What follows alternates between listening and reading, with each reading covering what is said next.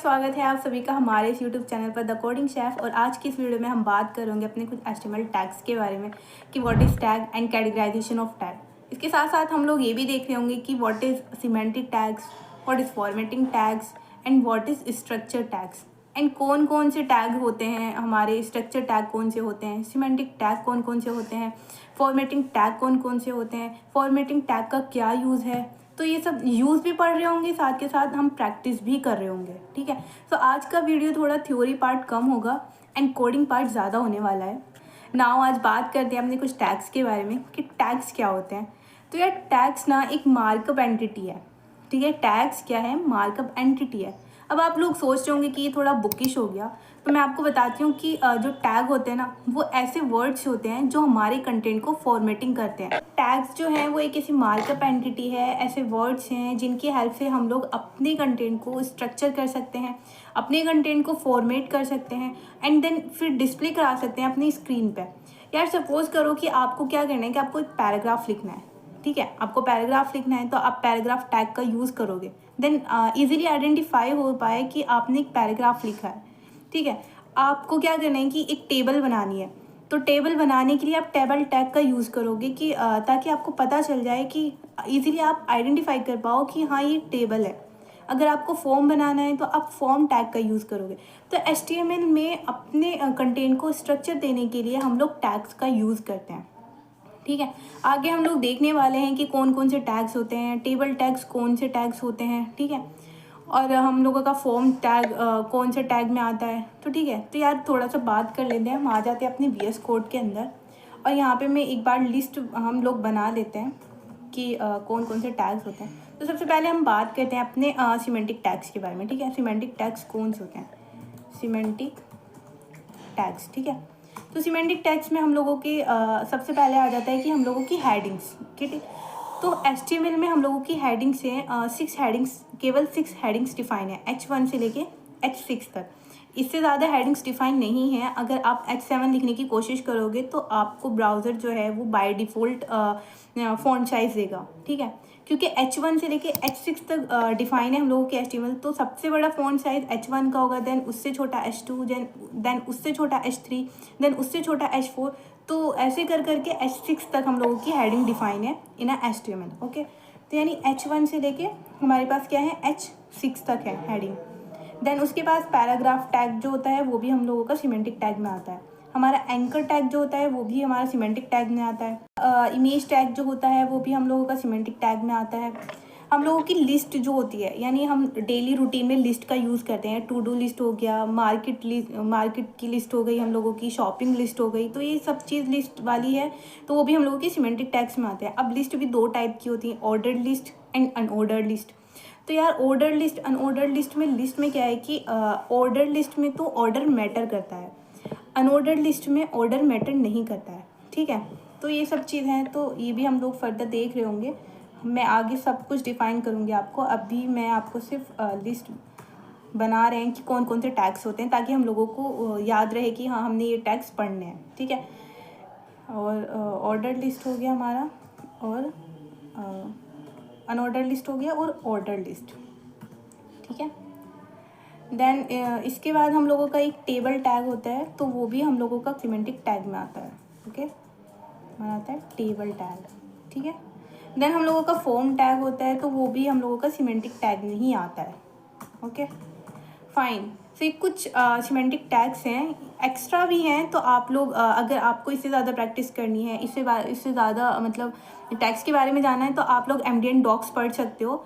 HTML के एमडीएन docs बहुत ज़्यादा मतलब बेनिफिशियल होगी आप लोगों के लिए अगर आप उसको पढ़ते हो एंड देन अपना प्रैक्टिस करते हो कोड का, तो काफ़ी अच्छी है वो, आप लोग उसको पढ़ सकते हो। मैं भी वहीं से प्रैक्टिस करती हूँ, तो आप लोग भी कर सकते हो, मैं लिंक प्रोवाइड करा दूँगी आप लोगों को। ठीक है, देन अब बात करते हैं अपने कुछ स्ट्रक्चर टैग के बारे में। स्ट्रक्चर टैग, तो स्ट्रक्चर टैग्स हम लोगों की इसमें से हमने कुछ टैग्स प्रीवियस वीडियो में हम पढ़ चुके थे कि लाइक जैसे हेड टैग हो गया हम लोगों का। ओके, हम लोगों का बॉडी टैग, तो ये सब चीज़ हम लोगों ने पढ़ ली थी इन प्रीवियस, फिर भी हम लोग एक बार देख लेते हैं लाइक हेड टैग। ओके, हम लोगों का बॉडी टैग। ओके, और हम लोगों का हेडर टैग, अगर हम लोगों को अपनी वेबसाइट में हेडर चाहिए तो हम लोग हेडर टैग का यूज़ कर सकते हैं, ताकि हम लोगों को आइडेंटिफाई हो पाए कि हाँ ये हमारा हेडर है, तो हम हेडर टैग का यूज़ कर सकते हैं। देन उसके अंदर रैप कर सकते हैं हम अपने कंटेंट को। Okay, header tag,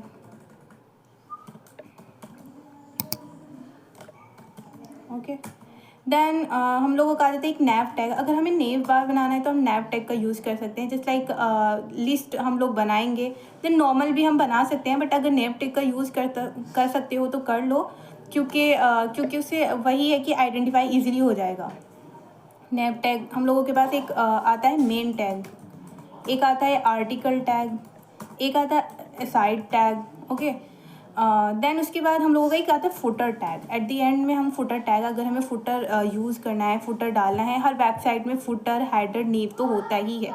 then main section भी होता है, वहाँ पे कुछ कार्ड्स हो जाते हैं, साइड में हम लोग कुछ टैग्स लिख देते हैं। तो यार ये तो नॉर्मल स्ट्रक्चर है वेबसाइट का, ये हर वेबसाइट में आप लोगों को मिलेगा ही। इस टैग के बारे में हमने देख लिया है, अब हम देख लेते हैं कुछ फॉर्मेटिंग टैग। ठीक है, फॉर्मेटिंग टैग में हम लोगों को अगर स्ट्रॉन्ग टैग आते हैं, EM टैग आता है। स्ट्रॉन्ग टैग हम यूज़ करते हैं अपने फ़ॉन्ट को बोल्ड करने के लिए। ठीक है, थोड़ा बोल्ड दिखाई दे तो इसलिए हम स्ट्रॉन्ग टैग का यूज़ करते हैं। EM टैग का यूज़ हम इसलिए करते हैं ताकि हमारा जो फ़ॉन्ट हम लोगों का जो टेक्स्ट है वो इटैलिसाइज में आ पाए। ठीक है, देन हम लोग एक सुपर स्क्रिप्ट टैग का यूज़ करते हैं, सो उसका यूज़ भी मैं आपको दिखाऊंगी। देन सबस्क्रिप्ट टैग का यूज़ करते हैं हम। ठीक है, एंड हम लोग एक कोड टैग का यूज़ करते हैं कि अगर हमें अपने टेक्स्ट को कोड की लैंग्वेज में लिखना है तो हम कोड टेक्स्ट का यूज़ करते हैं। कोड टैग, सॉरी टेक्स्ट बोल रही हूँ मैं, कोड टैग का यूज़ करते हैं। ठीक है, ओके। फिर कुछ हमारे फॉर्मेटिंग टैग हैं, स्ट्रक्चर टैग हो गए, सिमेंटिक टैग हो गए। तो यार अब थोड़ा सा प्रैक्टिस कर लेते हैं। ठीक है, तो यहाँ पे मैं एक फ़ोल्डर बना लेती हूँ। तो ये हमारा लेक्चर 2 है, तो लेक्चर 2 के नाम से मैं एक फ़ोल्डर बना लेती हूँ ताकि हमें बाद में आसानी रहे समझने में। देन एट द एंड हम लोग ना अपनी इस कोड को गिटहब पे भी पुश कर रहे होंगे, ताकि आपको इन फ्यूचर प्रॉब्लम ना हो। तब भी आप कोई भी अपनी रेपोजिटरी उठाओ HTML के नाम से, तो आप उसको थोड़ा रिवाइज करने में आप इतना टाइम ना लो। ठीक है, तो हम लोग उसको भी पुश कर रहे होंगे, इसको पुश कर लेंगे हम एट द एंड में। चिंता मत करें आप बिल्कुल भी, हम लोग सब कुछ कवर करने वाले हैं यहाँ पर। ओके, देन यहाँ पे क्या आ जाएगा कि मैंने टैग पढ़ रहे हैं तो टैग के नाम से मैंने एक फ़ाइल बना ली। ओके, tag.html के नाम से मैंने फ़ाइल बना ली। देन यहाँ पे मैं अपनी एक बॉयलर प्लेट जो VS कोड हमें देता है वही मैं यूज़ करने वाली हूँ। देन मैंने इसको यूज़ किया।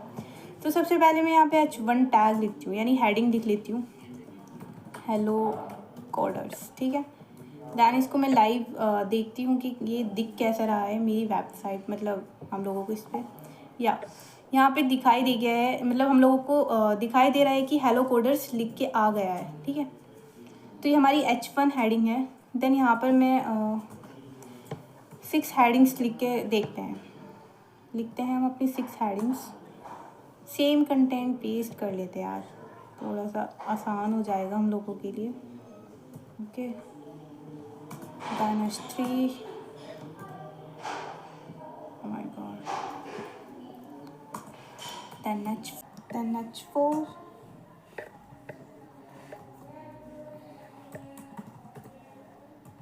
hello coders, and then H5, then H6, then H7। तो सेव सो यार हम लोगों ने 6 हेडिंग्स लिख लिए हैं। अब एक बार हम लोग अपने ब्राउज़र पर चल कर देख लेते हैं कि वो ये हेडिंग्स दिखाई कैसी दे रही है।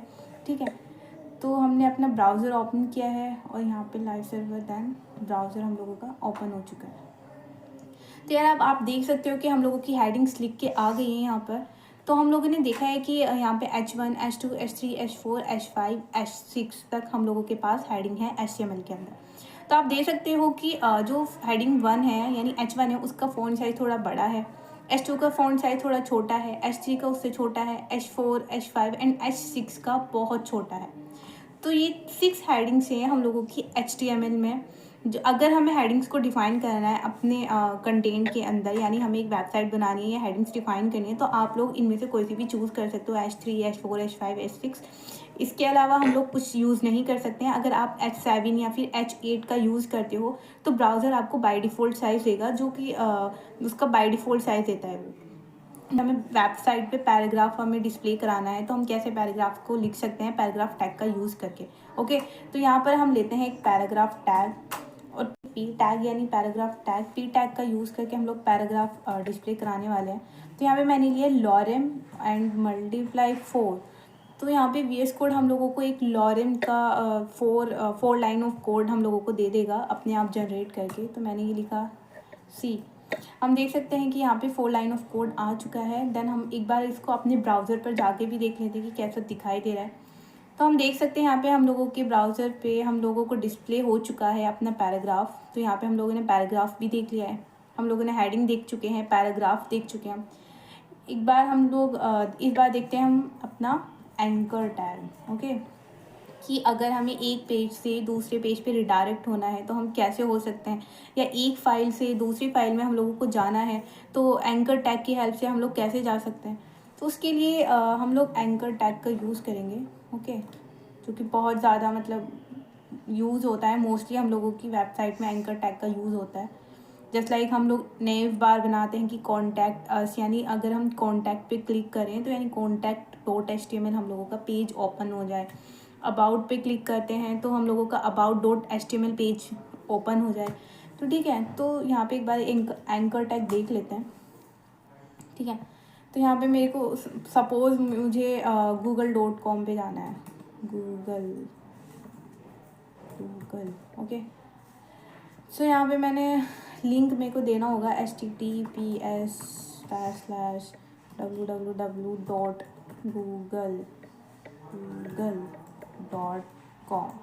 ओके, सो हमारे ब्राउज़र पे लिखा आ गया है कि गूगल। देन क्लिक इस पर मैं करती हूँ तो हम लोग रिडायरेक्ट हो जा रहे हैं google.com पे। ओके, सो हम लोगों ने ये भी देख लिया है। अब हम देखते हैं कि एक बार ये भी देखते हैं कि एक फ़ाइल से अगर हम दूसरी फ़ाइल में जाना चाहते हैं तो एंकर टैग की हेल्प से कैसे जा सकते हैं। तो सपोज़ करो मैंने यहाँ पे एंकर टैग लिया और मेरे को जाना है कि मेरे पास अभी फ़िलहाल के पास 2 फाइल है, एक index.html और tag.html, जिसमें मैं वर्क कर रही हूँ। ठीक है, तो मुझे index.html में जाना है tag.html से। ठीक है, तो मुझे यहाँ पे लिख लेती हूँ मैं इंडेक्स फाइल लिख लेती हूँ। ओके, और यहाँ पे मुझे जाना है अपनी index.html में, तो मुझे उसका पाथ देना होगा। तो डॉट करके समथिंग, क्योंकि मैं एक फ़ोल्डर से बाहर आ रही हूँ, तो डॉट स्लैश करके दैन index.html यहाँ पे मेरे को आ गया है। इसने मेरे को सजेशन दे दिया है। देन सेव किया एंड देन ओपन। नाउ यहाँ पे हम देख सकते हैं, यहाँ पे लिखा हुआ है index.html। देन मैं इसको क्लिक करती हूँ। परफेक्ट, यहाँ पे हम रिडायरेक्ट हो रहे हैं दूसरी फाइल पे या index.html पे। हम लोग URL में देख सकते हैं कि यहाँ पे लिखा हुआ है index.html, यानी हम tag.html से index.html फाइल में आ चुके हैं एंकर टैग की हेल्प से। ओके, सो एक बार हम लोग इमेज टैग देख लेते हैं कि इमेज टैग का हम यूज़ कैसे करते हैं। इमेज टैग, इमेज टैग मैंने लिया। तो यहाँ पे मेरे को क्या कह रहा है कि मेरे को एक URL देना होगा इमेज जो मेरे को डिस्प्ले करानी है। तो मैं क्या करती हूँ, अपने क्रोम में जाते हैं हम, वहाँ पे कोई भी रैंडम इमेज का URL ले लेते हैं। रैंडम इमेजेस ऑफ कैट की ले लेते हैं, कोई कैट की रैंडम इमेजेस ले लेते हैं। ओके, सो इस वाली कैट की इमेज ले लेते हैं, थोड़ी क्यूट सी लग रही है। ओके, सो मैंने इस वाली इमेज का URL कॉपी कर लिया है हम लोग। सो हम लोग आ जाते हैं अपने फेस कोड में एंड देन मैंने यहाँ पे पेस्ट कर दिया है। ओके, देन ब्राउज़र में आ जाते हैं। यहाँ पे हम लोगों को इमेज आ गई है डिस्प्ले होके। ठीक है, अभी हम लोग इसको स्टाइल करके भी देखेंगे आगे की, थोड़ा सा ही मतलब बहुत ही बेकार सा लग रहा है, बट अभी सिर्फ हम लोग HTML पढ़ रहे हैं तो इसलिए उसके लिए इतना ठीक है। बाद में हम लोग CSS भी देखेंगे, तो तब स्टाइल करके देख लेंगे एक बार कि स्टाइलिंग से कैसे होगा, फ्लैक्स क्या होता है, कलर देके थोड़ा पैडिंग एंड मार्जिन देके, थोड़ा बॉर्डर रेडियस देके, तो ये सब चीज़ देख लेंगे हम बाद में CSS के टाइम पर। बट अभी हम HTML पढ़ रहे हैं, तो हम लोगों ने इमेज टैग का यूज़ देखा है कि इमेज टैग का यूज़ हम कैसे कर सकते हैं इमेज को डिस्प्ले कराने के लिए। ओके, देन हम बात करते हैं अपनी लिस्ट की। अब पढ़ते हैं हम अपनी list, ordered list and unordered list के बारे में। तो सबसे पहले हम बात करते हैं अनऑर्डर्ड लिस्ट के बारे में, जहाँ पे इस लिस्ट के अंदर हम लोगों का ऑर्डर मैटर नहीं करता है अनऑर्डर्ड लिस्ट के अंदर, ठीक है। तो मैंने यहाँ पे 4 आइटम्स ले लिए हैं, 3 आइटम्स लिए मैंने, लाइक कार, वैन, और यहाँ पे मैं ले लेती हूँ बाइक। ओके, सो इसको भी देख लेते हैं एक बार। यहाँ पे हम लोगों की अनऑर्डर्ड लिस्ट डिस्प्ले होके आ चुकी है।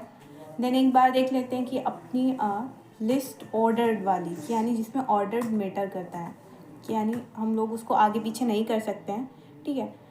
तो ऑर्डर लिस्ट उसको बोलते हैं। 5 ले लिए मैंने, यहाँ पे मैंने लिया ऑरेंज, मैंगो, एप्पल, है ना, जूस एंड बटर। ओके, तो ये सब चीज़ हम लोगों ने ऑर्डर लिस्ट पे लिख ली है। तो एक बार इसको देख लेते हैं कि हम लोगों को डिस्प्ले होगी कैसे आ रहा है।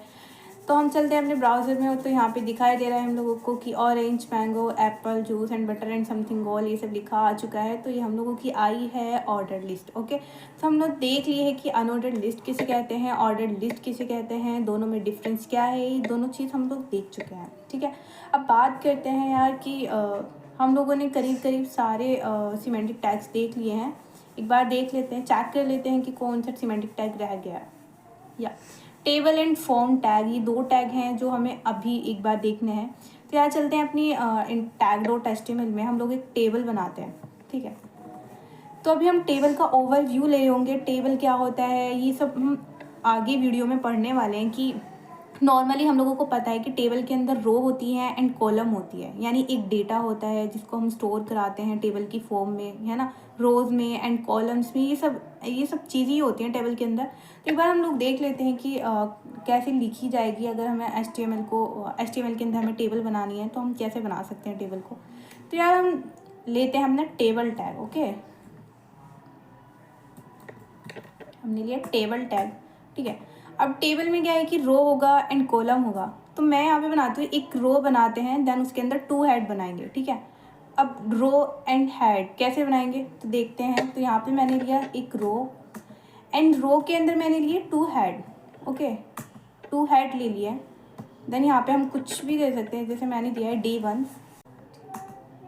तो TD मल्टीप्लाई 2, ये सब चीज़ आ गई है। और यहाँ पे मैं लिखती हूँ, ओके, यहाँ पे लिखते हैं कि कार 1, यहाँ पे लिखते हैं कार 2। एक बार देख लेते हैं ये दिखाई कैसे दे रही है। परफेक्ट, हम लोगों की एक टेबल बन के आ चुकी है। यार ये टेबल लग नहीं रही है, बट फिर भी मतलब थोड़ा थोड़ा अंदाज़ा हम लोगों को हो रहा है कि ये एक रो है, इसमें 2 हेड है, यहाँ पे दूसरी रो है, इसमें 2 कॉलम्स हैं। थोड़ा सा इसको थोड़ी सी और बड़ी कर लेते हैं ताकि हम लोगों को ईजीली आइडेंटिफाई हो पाए कि चल क्या रहा है कि इस टेबल के अंदर, कि ये टेबल है कि नहीं है। Okay, car 1 2, car 2 3, car 1 1 and car 2 7। Okay, तो मैंने यहाँ पे एक टेबल बना ली है।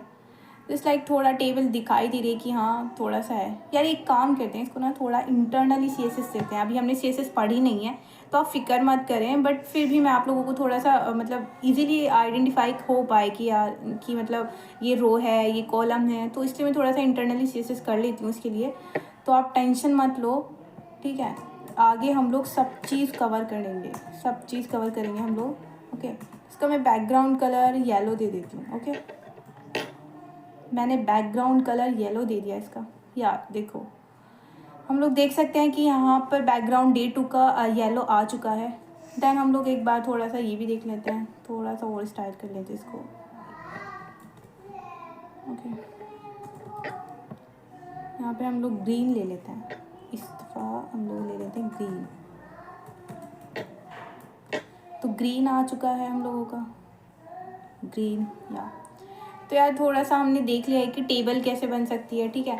तो हम परफेक्ट तरीके से बाद में देखेंगे अपनी आगे वीडियो में कि यानी पूरा लोगों ने बेसिक देख लिया है टेबल का कि यानी टेबल क्या होता है, टी रो क्या होता है, टी एच क्या होता है ना, टी डी क्या होता है, टेबल डेटा, टेबल रो, ये सब चीज़ हम लोगों ने देख ली है। बट फर्दर वीडियो में हम लोग बहुत अच्छे से क्रिएट करने वाले हैं अपने टेबल्स को। इनफैक्ट 2 से 3 एग्जाम्पल लेके हम लोग देख रहे होंगे कि टेबल्स को हम कैसे मतलब बना सकते हैं, है ना। उसको इसका फुटर कैसे बना सकते हैं, टेबल का फुटर, टेबल का हेड, ये सब चीज़ हम लोग देख रहे होंगे। टी एफ, टी एच, ये सब हम बहुत अच्छे से देखेंगे, ठीक है। नाउ अब बात करते हैं अपने फॉर्म की कि हम एक फॉर्म अगर हमें क्रिएट करना है तो वो कैसे होगा। इनपुट फील्ड्स होंगे उसके अंदर, है ना। तो ये सब चीज़ हम लोग देखते हैं एक बार।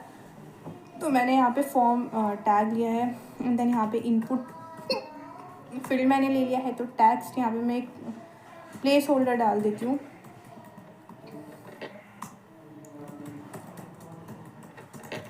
Okay, enter your name, then एक और इनपुट फील्ड ले लेते हैं, इनपुट फील्ड। दैन यहाँ पे इसका टाइप मैं ले लेती हूँ सबमिट। ओके, टाइप सबमिट का मतलब यानी एक बटन, एक इनपुट ऐसा है कि अगर उस पर सबमिट पे क्लिक करें कि यानी हमारा फॉर्म सबमिट हो जाए, ठीक है। सो यहाँ पे प्लेस होल्डर ले लेते हैं कि अपना गो। Okay, perfect. तो हम एक बार देख लेते हैं हम लोगों का फॉर्म दिखाई कैसा दे रहा है। तो यहाँ पे हम लोगों का फॉर्म भी आ गया है, ठीक है। तो यार अभी तक हम सब कुछ पढ़ चुके हैं, करीब करीब थोड़ा बेसिक जान लिया हमने, टैग्स कौन कौन से हैं, यानी थोड़ा सा स्ट्रक्चर हम लोगों को देना आ गया है अपनी वेबसाइट को। HTML टैग्स देख लिए हैं 1 to H1 से लेके H6 तक। पैराग्राफ टैग देख चुके हैं हम, anchor tag, image tag, order list, unordered list, है ना। हमारा टेबल टैग हम लोगों ने देख लिया है, उसमें TR क्या होता है, TH क्या होता है, TD क्या होता है। एंड देन हम लोगों ने एक फॉर्म भी देख लिया है कि यानी फॉर्म टैग का यूज़ भी हम लोगों ने देख लिया कि फॉर्म को कैसे हम क्रिएट कर सकते हैं। तो हम लोगों ने करीब करीब सिमेंटिक टैग्स कवर कर चुके हैं। नाउ बात करते हैं अब कुछ फॉर्मेटिंग टैग्स की कि यानी फॉर्मेटिंग टैग्स को कैसे यूज़ कर सकते हैं हम लोग। हमने पढ़े थे कि स्ट्रॉन्ग टैग का कहाँ यूज़ होगा, EM टैग का यूज़, सुपरस्क्रिप्ट टैग का यूज़, सब स्क्रिप्ट टैग का यूज़, ठीक है। मैं बार बार टैग बोल रही हूँ तो उसको बोलते हैं कि टैग, सबस्क्रिप्ट टैग, ठीक है। तो ठीक है, यहाँ पे हम लोग देखते हैं अब formatting tag. Okay, formatting tags देख लेते हैं।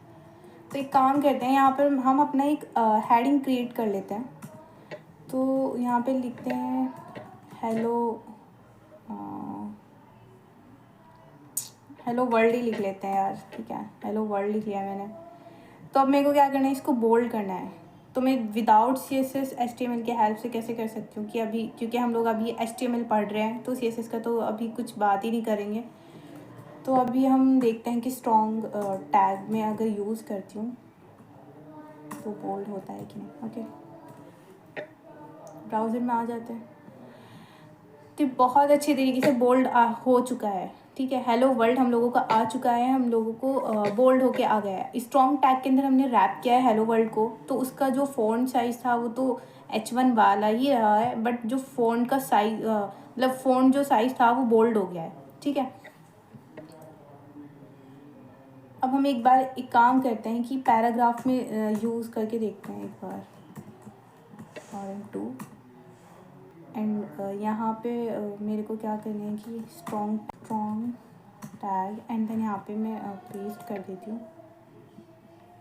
या वी कैन सी दैट यहाँ पे लिखा हुआ आ चुका है, ठीक है। ये बोल्ड में होके आ चुका है हम लोगों का टेक्स्ट। तो स्ट्रॉन्ग टेक्स्ट हम लोगों ने देख लिया है कि बहुत अच्छी तरीके से कि अगर हमें किसी टेक्स्ट को बोल्ड करना है तो हम स्ट्रॉन्ग टैग का यूज़ कर सकते हैं, ठीक है। अब मेरे को क्या करना है कि इटैलिक्स में करना है कुछ टेक्स्ट को, तो मैं क्या करती हूँ कि यहाँ से थोड़े से टेक्स्ट को कॉपी करती हूँ, देन इसको EM टैग में रैप कर देते हैं। ओके, तो वो हम लोगों का EM टैग में रैप करने से क्या हो जाएगा कि वो इटैलिक साइज़ में आ जाएगा। या यहाँ पे जो टेक्स्ट हम लोगों ने EM टैग के अंदर रैप किया था तो वो इटैलिक्स के अंदर आ चुका है, इटैलिक्स में लिखा हुआ है, ठीक है। अब बात करते हैं कि अपना कोड। अभी यहाँ पे एक और यहाँ पे H3 हेडिंग हम लोग क्रिएट कर लेते हैं। अब उसमें हम लोगों को क्या करना है कि कोड की लैंग्वेज में मेरे को क्या लिखना है, hello I am a front end developer. Okay, तो ये कोड की लैंग्वेज में मेरे को लिखना है। तो यहाँ पर हम लोग देख सकते हैं, यहाँ पे लिखा आ चुका है hello I am a front end developer, और वो कोड की लैंग्वेज में लिखा हुआ है। तो वो मैंने कोड टैग की हेल्प से कोड टैग यूज़ किया है, तो इसलिए हम लोगों का लिखा आ चुका है फ्रंट एंड डेवलपर। ओके, तो हम ऐसे कोड टैग की हेल्प से हम लोग कर सकते हैं। अब बात करते हैं सुपरस्क्रिप्ट टैग की एंड सबस्क्रिप्ट टैग की। तो हम लोगों ने मैंने यहाँ पे लिया H5 में ले लेती हूँ, H1 हेडिंग ले लेते हैं ताकि हम लोगों को फ़ॉन्ट साइज थोड़ा बड़ा दिखाई दे, तो हम लोगों को इजीली अंडरस्टैंड हो। ओके, तो H1 में हम लोगों को क्या होगा कि H1 में मैंने लिया है अपना NH3 लिखना है। तो यानी NH3 का मतलब हो गया NH3, यानी नीचे आएगा तो सबस्क्रिप्ट आएगा ना, तो subscript tag and then 3 NH3। Perfect, यहाँ पे NH3 आराम से हम लोग लिख पा रहे हैं, किसकी हेल्प से, सबस्क्रिप्ट टैग की हेल्प से। ओके, अगर मेरे को लिखना है कि एक्स स्क्वायर, तो मैं कैसे लिख सकती हूँ, तो वहाँ पे सुपर स्क्रिप्ट टैग यूज़ होगा क्योंकि स्क्वायर ऊपर जाएगा। ठीक है, तो x and then SUP, okay, and then 2 x square is equals to 3, या एक्स स्क्वायर इक्वल्स टू 3 हम लोगों का आ चुका है हमारी स्क्रीन पे। तो हम लोगों ने करीब करीब सारे फॉर्मेटिंग टैग्स भी देख लिए हैं कि यानी strong tag, EM tag, code tag, superscript tag and subscript tag.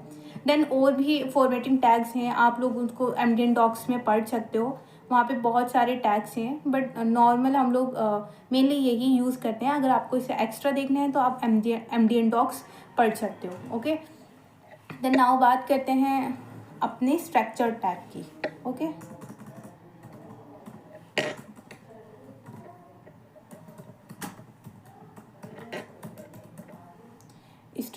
Structure tag में। ओके, तो सबसे पहले हम लोग क्या कर लेते हैं कि हम लोग एक नेव बार बना लेते हैं। ठीक है, नेव बार क्रिएट करते हैं हम लोग। पहले हम लोग हेडर ले लेते हैं। एक हेडर टैग में हम लोगों को क्या लेना है कि मैंने टाइटल लिया है, हेडर में मेरे को लिखना है कि hello tag hello structure of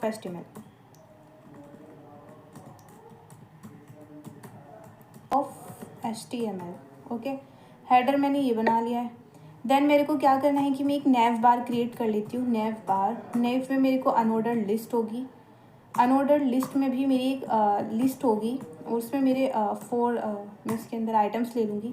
first मेरा होम ले लेती हूँ, then about, then contact, and then यहाँ पे हम लोग ले लेते हैं ईमेल। ओके, तो ये चीज़ हम लोगों ने नेव बार हम लोग बना चुके हैं। तो नेव बार को देख लेते हैं एक बार, या ये नेव बार आ चुका है। अभी हम लोग स्टाइल नहीं कर रहे हैं, जब हम इसको स्टाइल करेंगे, इसको फ्लैक्स कर देंगे, देन इसका लिस्ट स्टाइल टाइप नन कर देंगे, तो वो एकदम नेव बार की नेव बार हम लोगों को दिखाई देगा। अब अगर मैं चाहती हूँ तो मैं अभी कर सकती हूँ इंटरनली CSS, बट अभी सिर्फ हम क्या देख रहे हैं कि HTML देख रहे हैं, तो इसलिए हम लोग अभी कुछ नहीं करेंगे। देन फर्दर वीडियो में हम लोग नेव बार भी क्रिएट कर रहे होंगे, साथ साथ फुटर है ना, पूरी एक वेबसाइट क्रिएट कर रहे होंगे, तो आप टेंशन मत लो। ओके, हम लोग नेव क्रिएट कर लिया है। अब हम लोग क्या लेते हैं, हम मेन सेक्शन में आ जाते हैं। तो मेन सेक्शन में हम लोगों को क्या लेते हैं कि एक आर्टिकल मेरे को बनाना है, तो मैं एक आर्टिकल टैग यूज़ कर लेती हूँ। ओके, आर्टिकल में मेरे एक पैरा है, पैरा में मैं लॉरेम वही डिफ़ॉल्ट ले लेती हूँ VS कोड का। देन मेरे को एक पैरा लिखा हुआ आ चुका है। ओके, देन अब बात करते हैं हम अपनी फुटर की।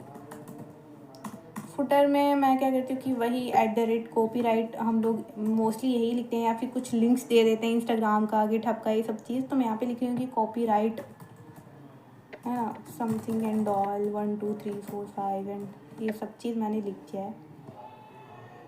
ओके, तो हमारा फुटर हो गया, हमारा हेडर हो गया, नीव बार हो गया, हम लोगों का मेन सेक्शन हो गया। अब मेन सेक्शन में भी एक चीज़ आ जाती है कि हमें अगर हमें मतलब साइड बार लेने हैं कि असाइड बार लेने हैं, तो वहाँ पे हम लोग असाइड ले लेते हैं, असाइड। और यहाँ पे हम कुछ भी जस्ट लाइक मैंने पैराग्राफ ही ले लिया है, then lorem and then 2। Okay, ये सब चीज़ आ गई है। मेरा क्या है, मेन सेक्शन में। एक बार हम साथ के साथ हम लोगों ने ये तो देखा ही है, स्ट्रक्चर देख चुके हैं हम अपनी वेबसाइट का, फॉर्मेटिंग टैग्स देख चुके हैं, एंड देन हम लोग सिमेंटिक टैग्स देख चुके हैं। फॉर्मेटिंग टैग्स में एक चीज़ और आती है, ब्लॉक क्वेट, ठीक है। तो उस टैग को भी एक बार हम लोग देख लेते हैं कि वो कैसे यूज़ होता है। यहाँ पर आ जाते हैं।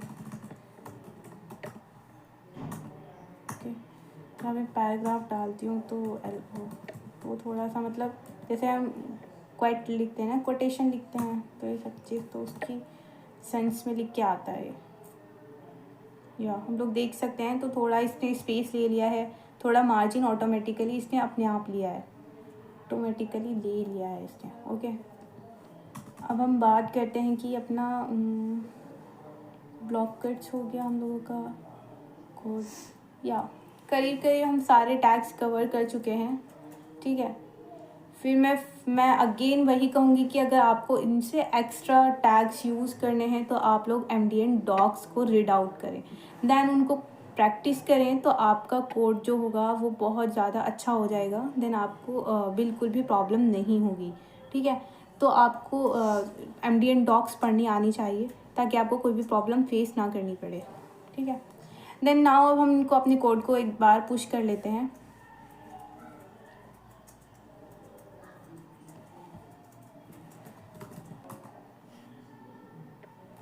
git add dot git status, okay, git commit -scan lecture 2, okay, and then git push। यार हम लोगों को ये थोड़ी बेसिक कमांड्स तो आनी ही चाहिए, तो गिट में पुश करने के लिए हम लोगों को ये थोड़ा बेसिक कमांड पता होना चाहिए, git init, git add dot, git commit, है ना, and git commit, git push, git log, git status, ये चीज़ ये मतलब बेसिक कमांड्स हम लोगों को पता होनी चाहिए। या तो मेरा कोड, हम लोगों का कोड क्या हो गया, पुश हो चुका है। तो एक बार हम लोग देख लेते हैं कि हम लोगों का कोड पुश हुआ है कि नहीं हुआ है, ठीक है। तो हम जाते हैं अपने गिटहब पर। मैंने पहले से बनाया हुआ था अपना गिटहब पे ये एक रेपोजिटरी HTML के उसके नाम से, HTML लेक्चर के नाम से। देन मैं इसको ओपन करती हूँ, या हम लोग देख सकते हैं कि हम लोगों का कोड पुश हो चुका है। यहाँ पे न्यूली कमिट आ रहा है लेक्चर 2 के नाम से, ठीक है। सो यार आज की वीडियो में इतना ही। अगर आपको कंटेंट पसंद आए तो प्लीज़ लाइक कर दें, और मिलते हैं अपनी फर्दर वीडियो के अंदर, जहाँ पर हम बहुत अच्छी अच्छी चीज़ें सीखने वाले हैं। टेबल को हम देखने वाले हैं, बहुत सारे एग्जाम्पल लेंगे हम, 2 से 3 एग्जाम्पल हम लोग ले रहे होंगे टेबल का। एंड देन फॉर्म को देख रहे होंगे कि एक अच्छा सा फॉर्म कैसे बना सकते हैं, एक स्टैटिक वेबसाइट भी हम लोग क्रिएट करने वाले हैं। तो वो सब चीज़ हम लोग आगे वीडियो में कवर करेंगे। तो तब तक के लिए बने रहें हमारे साथ।